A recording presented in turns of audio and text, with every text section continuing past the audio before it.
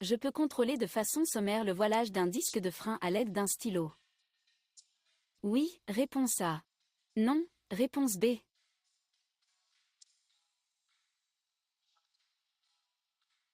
Qu'un disque de frein ne soit pas voilé. Bien qu'il faille normalement un outil spécifique, un comparateur, il est possible de contrôler de façon sommaire, c'est-à-dire moins précise, le voilage d'un disque de frein à l'aide d'un stylo, immobilisé sous le bras oscillant. Il faut ensuite faire toucher la pointe du stylo sur le disque, puis tourner celui-ci lentement, de façon à pouvoir détecter les mouvements du stylo. Après ce panneau et aujourd'hui, le vendredi 13 juin, je peux continuer ma route, réponse A. Je ne peux pas continuer ma route, réponse B.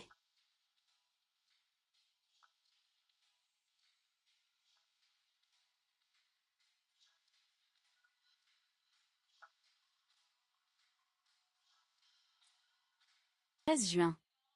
Cette signalisation s'applique du 1er novembre au 31 mars et impose différentes règles concernant l'accès aux régions montagneuses. Mais, circulant à moto, je peux continuer ma route après ce panneau, peu importe la date. En effet, cette signalisation concerne les véhicules possédant au moins 4 roues. Circulant à moto, je ne suis pas concerné, mais je dois néanmoins redoubler de prudence en période hivernale. Je souhaite devenir motard. Mon budget se limite à l'achat de ma moto. Oui, réponse A. Non, réponse B. Je souhaite devenir motard.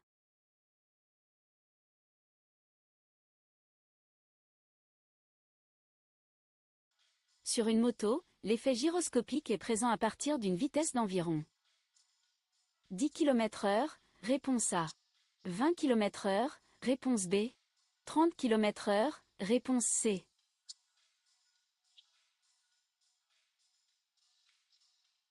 L'effet gyroscopique est présent à partir d'une vitesse d'environ 30 km/h.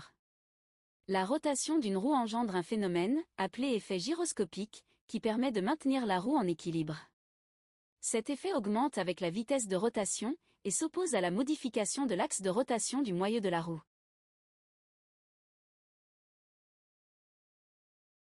Certificat d'assurance sur ma moto. Oui, réponse A. Non, réponse B.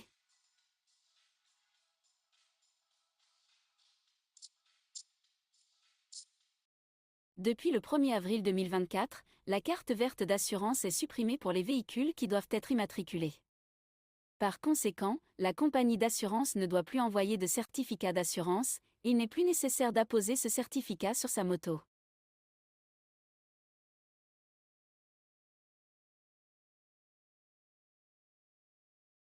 La capacité d'accélération d'une moto peut surprendre les autres usagers.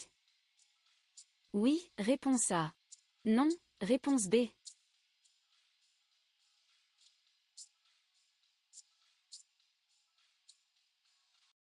La capacité d'accélération d'une moto est très nettement supérieure à celle d'une voiture. De ce fait, il est important d'avoir conscience que cette accélération peut surprendre les autres usagers de la route. Cet écran de protection motard est une sécurité. Active, réponse A. Passive, réponse B. Ce type de dispositif est adapté à la vitesse maximale autorisée. Oui, réponse C. Non, réponse D.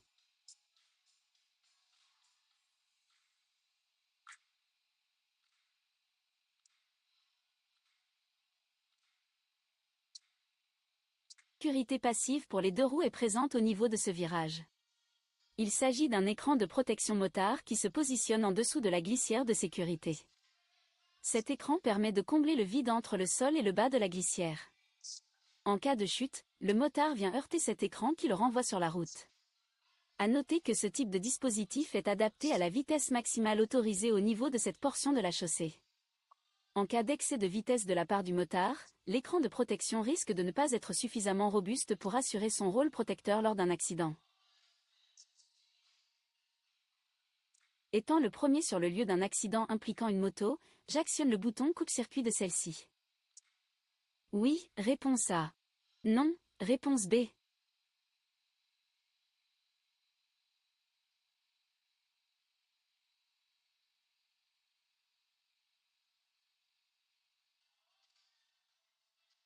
En arrivant le premier sur le lieu d'un accident, il est nécessaire de toujours respecter l'ordre suivant. Protéger, alerter et secourir. Il est donc important de s'assurer que les moteurs des véhicules impliqués sont bien arrêtés, pour éviter un risque supplémentaire. De ce fait, en arrivant le premier sur le lieu d'un accident impliquant une moto, je coupe le contact des véhicules incriminés, soit au moyen de la clé, soit au moyen du bouton coupe-circuit. Les dents de la couronne de transmission sont usées. Je remplace.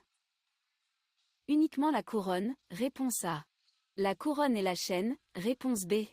L'ensemble du kit chaîne, réponse C.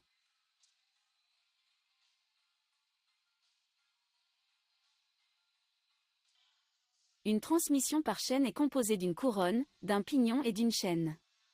Au fil des kilomètres, les maillons de la chaîne se dégradent, ainsi que les dents du pignon et de la couronne. Lorsqu'il est nécessaire de remplacer la couronne, il faut également remplacer en même temps les autres éléments. Il est donc nécessaire de remplacer l'ensemble du kit chaîne. Je souhaite faire demi-tour, je me positionne. À l'intérieur de l'anneau, réponse A. À l'extérieur de l'anneau, réponse B. J'actionne le clignotant gauche immédiatement. Oui, réponse C. Non, réponse D.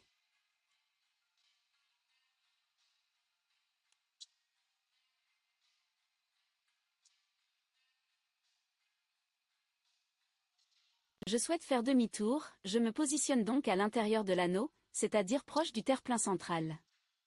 J'actionne le clignotant gauche immédiatement, avant d'entrer sur ce carrefour. Je devrais revenir à l'extérieur de l'anneau et actionner le clignotant droit au niveau de la dernière sortie. Il faudra bien penser à contrôler les rétroviseurs et les angles morts pour ne pas être surpris par un autre usager, ou risquer de surprendre celui-ci.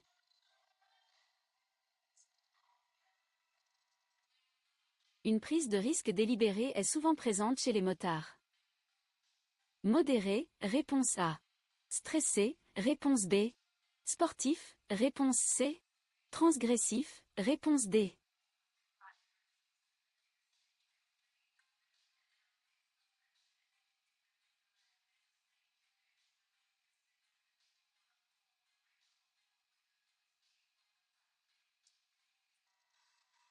Différentes études ont permis d'établir 5 profils types de motards.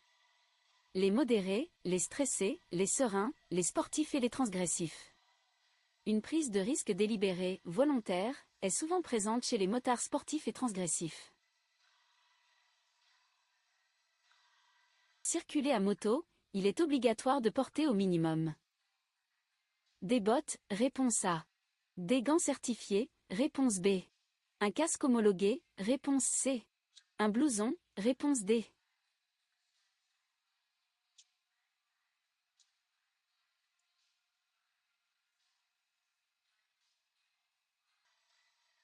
Pour circuler à moto, certains équipements sont obligatoires. Un casque récent, homologué et attaché, au moyen d'une jugulaire ou d'un verrouillage spécifique, et des gants certifiés CE renforcés aux articulations et à la paume. Bien que très fortement conseillés, des bottes et un blouson renforcé ne sont pas des équipements obligatoires.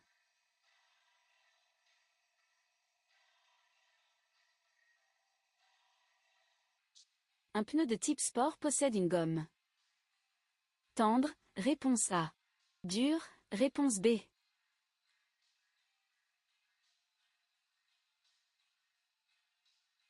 Gomme tendre. Celui-ci offre une excellente adhérence sur sol sec, mais s'use très rapidement. Il est à réserver à un usage sportif.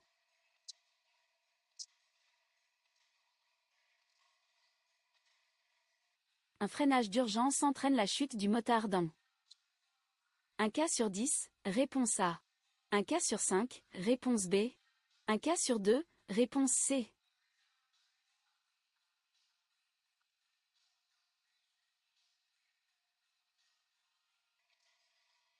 Un freinage d'urgence entraîne la chute du motard dans un cas sur 5.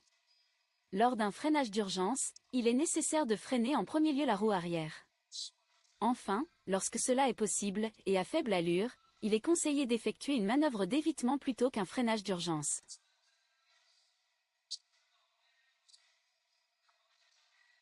En circulation, l'allumage du ou des feux de croisement est Facultatif, réponse A.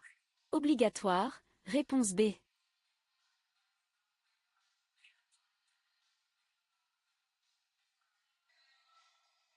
En circulation, l'allumage du ou des feux de croisement est obligatoire pour l'ensemble des deux roues motorisées.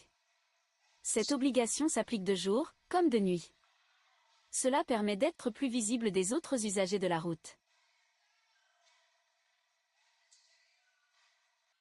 À moto, les accidents mortels se situent principalement hors agglomération, réponse A.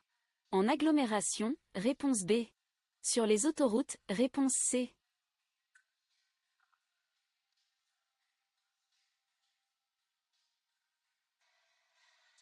À moto, les accidents mortels se situent principalement hors agglomération. En effet, c'est le cas de plus de 3 décès sur 5. À noter que seulement 6% des accidents mortels se produisent sur une autoroute.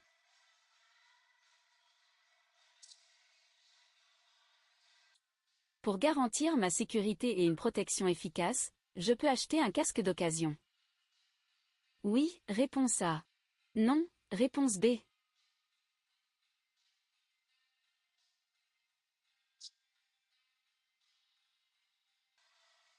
Pour garantir ma sécurité et une protection efficace, je ne dois en aucun cas utiliser un casque acheté d'occasion. Je dois me procurer un casque neuf et homologué.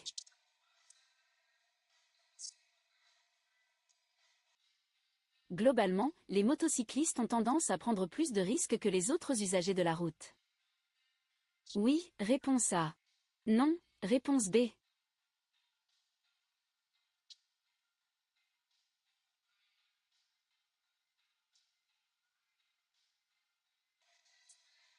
De façon globale, les motocyclistes ont tendance à prendre plus de risques que les autres usagers de la route. Cela est d'autant plus vrai pour les motards qui ont un profil sportif ou transgressif. Un contrôle technique moto est désormais obligatoire. Oui, réponse A. Non, réponse B.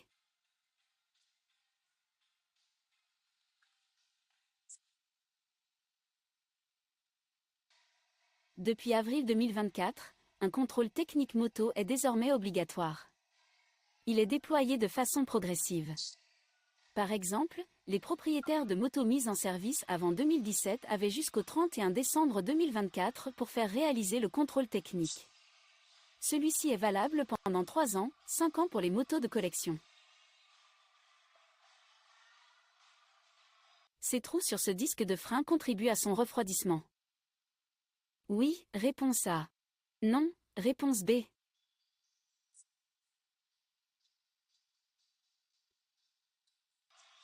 Ces trous sur ce disque de frein contribuent à son refroidissement. En effet, les trous permettent une meilleure ventilation et un meilleur refroidissement du disque pendant et après le freinage. La chaleur et les gaz générés pendant le freinage sont dissipés plus rapidement.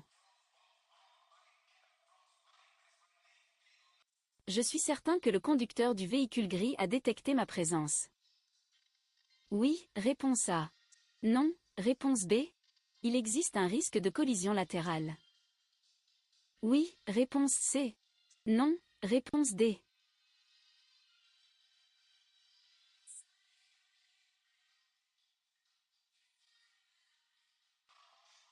Il existe en moto ce que l'on appelle l'illusion de visibilité. Le motard fait preuve d'une trop grande confiance en son comportement et pense, notamment à cause du bruit et de l'allumage obligatoire du feu de croisement, qu'il est toujours détecté par les autres usagers. Dans ce cas précis, je ne suis pas certain que le conducteur du véhicule gris ait détecté ma présence. Il existe un risque de collision latérale si ce conducteur décide de changer de voie. À faible vitesse, il est souvent moins risqué d'éviter un obstacle que d'effectuer un freinage d'urgence. Vrai, réponse A. Faux, réponse B.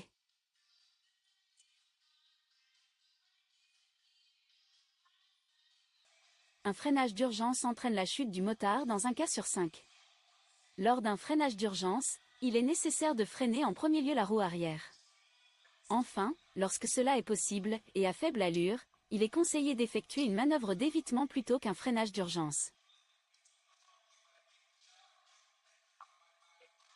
La nuit, l'utilisation de l'écran solaire interne d'un casque est interdite. Oui, réponse A. Non, réponse B.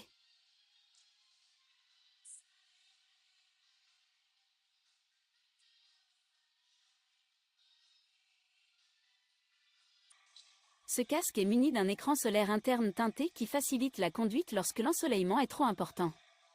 Rouler de nuit en moto, cela veut dire conduire dans un environnement sombre. La visibilité est faible.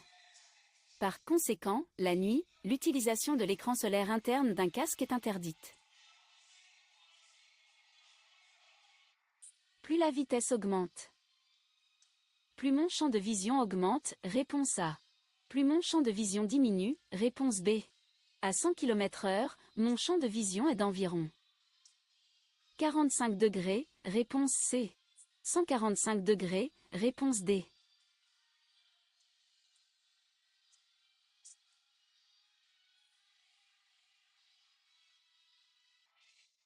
À l'arrêt, la largeur du champ visuel est d'environ 180 degrés. Cette largeur rétrécit proportionnellement à l'augmentation de la vitesse. À 100 km/h, mon champ de vision est d'environ 45 degrés. De ce fait, certains indices vont progressivement échapper au conducteur au fur et à mesure que la vitesse du véhicule va augmenter. Mon passager se tient idéalement pour circuler. Oui, réponse A. Non, réponse B.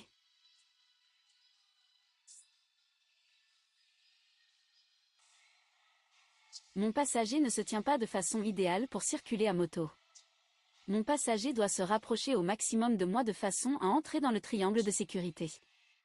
De cette façon, il peut suivre avec moi les différents mouvements et les différentes inclinaisons de la moto.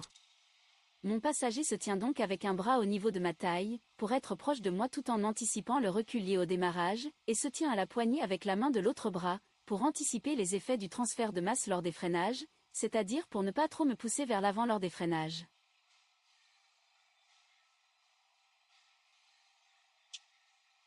Une moto neuve de plus de 125 cm3 doit être équipée du système ABS. Vrai, réponse A. Faux, réponse B. 17. L'ABS est obligatoire sur les motos neuves et sur les scooters neufs de plus de 125 cm3.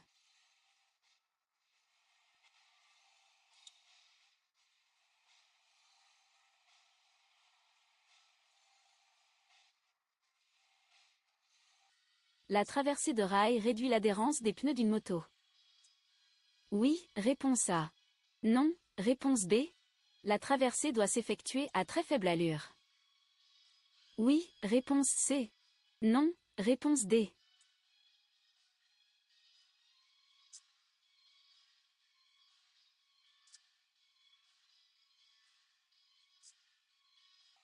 Les rails d'un train ou d'un tramway sont métalliques.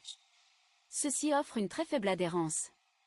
Par conséquent, la traversée doit s'effectuer à très faible allure, et avec une extrême prudence. De plus, il est nécessaire d'effectuer la traversée en étant le plus perpendiculaire possible avec les rails.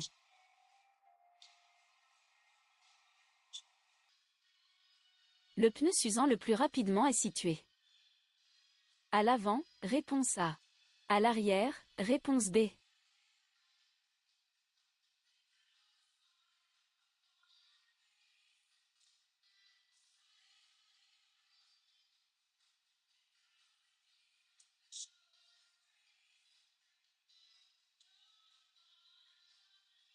D'avoir deux pneus au même degré d'usure en même temps, le pneu arrière s'usant, en général, plus rapidement que le pneu avant.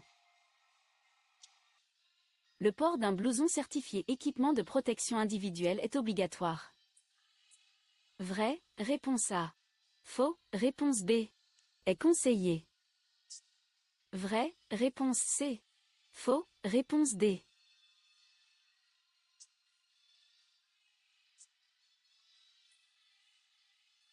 Pour circuler à moto, certains équipements sont obligatoires. Un casque récent, homologué et attaché, au moyen d'une jugulaire ou d'un verrouillage spécifique, et des gants certifiés CE renforcés aux articulations et à la paume. Bien que très fortement conseillés, des bottes et un blouson renforcé ne sont pas des équipements obligatoires.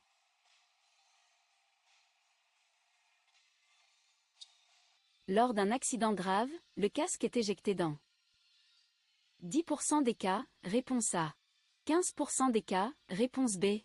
20% des cas, réponse C.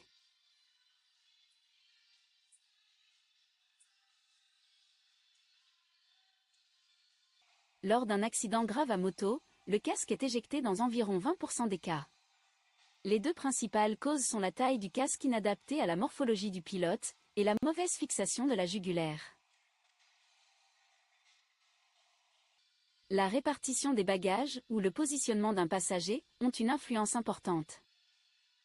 Sur la sécurité, réponse A. Sur la stabilité, réponse B. Il est préférable d'utiliser une sacoche de réservoir, réponse C. Un top case à l'arrière de ma moto, réponse D.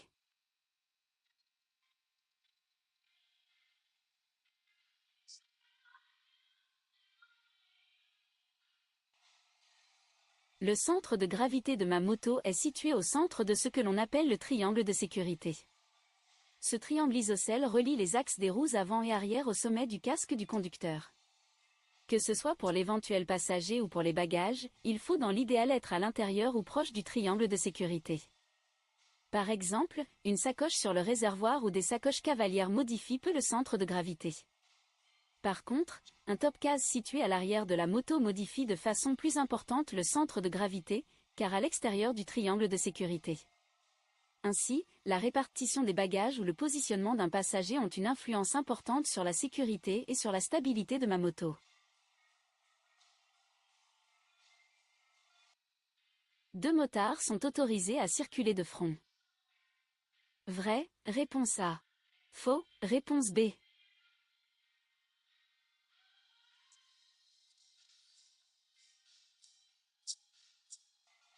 Les conducteurs de cyclomoteurs, de cycles à plus de 2 roues, de cycles attelés d'une remorque ou d'un sidecar ne doivent jamais rouler de front sur la chaussée. Par contre, il est autorisé, et même recommandé, de circuler en quinconce. Il est interdit de circuler avec un pneu dont la profondeur des sculptures est inférieure à 1 mm, réponse A. 1,6 mm, réponse B. 1,8 mm, réponse C.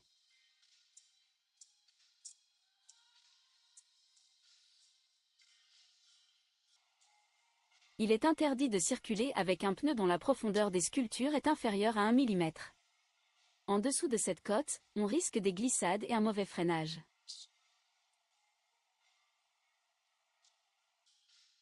Lors d'un freinage d'urgence, je privilégie en premier lieu l'utilisation du frein avant, réponse A.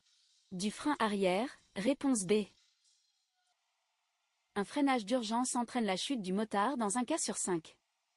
Lors d'un freinage d'urgence, il est nécessaire de freiner en premier lieu la roue arrière. Enfin, lorsque cela est possible, et à faible allure, il est conseillé d'effectuer une manœuvre d'évitement plutôt qu'un freinage d'urgence.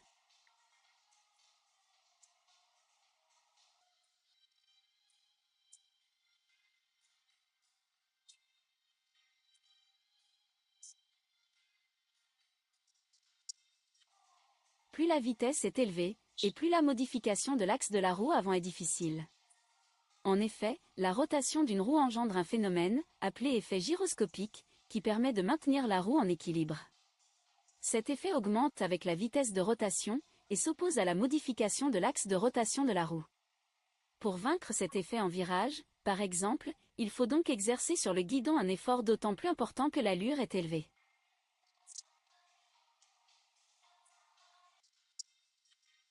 Plus la vitesse est élevée, et plus la modification de l'axe de rotation de la roue avant est difficile. Oui, réponse A. Non, réponse B.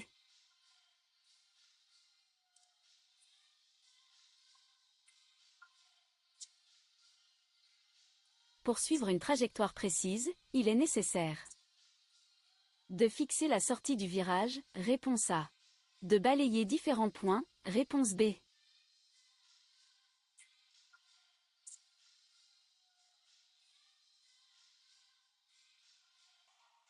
Pour suivre une trajectoire précise, il est nécessaire de balayer différents points. Il est utile de comprendre que nos gestes sont directement liés à notre regard. Celui-ci doit se placer à différents points précis dans le virage pour que la trajectoire reste fluide. Notre regard doit également être mobile. Il ne doit jamais fixer le même point pendant plus d'une seconde.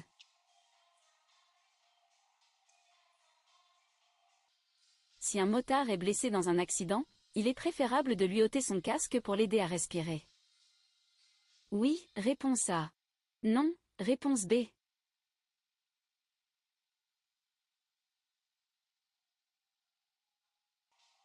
Le casque d'un motard ne le gêne pas, en principe, pour respirer. En revanche, il permet peut-être de maintenir une éventuelle fracture en place. C'est pourquoi c'est au secours de lui retirer. Et si le motard décide de le retirer par lui-même, mieux vaut l'en dissuader.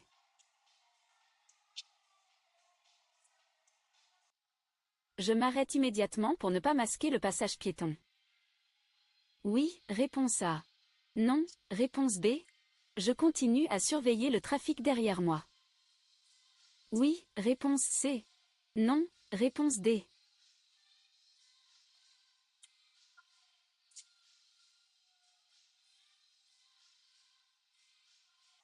Le fait de ne pas s'arrêter pour laisser passer ces piétons m'expose à une amende forfaitaire de 135 € et à un retrait de 6 points sur mon permis de conduire. Je m'arrête immédiatement pour créer une zone tampon de 2 à 5 mètres entre moi et les piétons. Cela permet de ne pas masquer le passage piéton. De plus, je continue à surveiller le trafic derrière moi. Pour circuler, le port d'un casque homologué est facultatif, réponse A. Obligatoire, réponse B.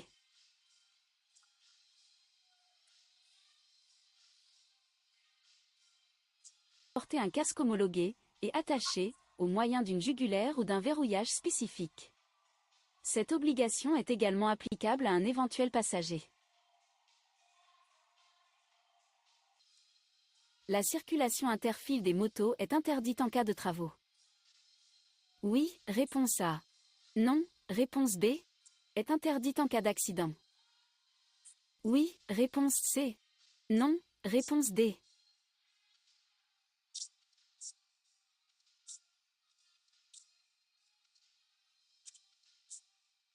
La circulation interfile des motos est strictement interdite en cas de travaux. Par contre, celle-ci reste autorisée en cas d'accident, bien que cela soit déconseillé pour des raisons évidentes de sécurité.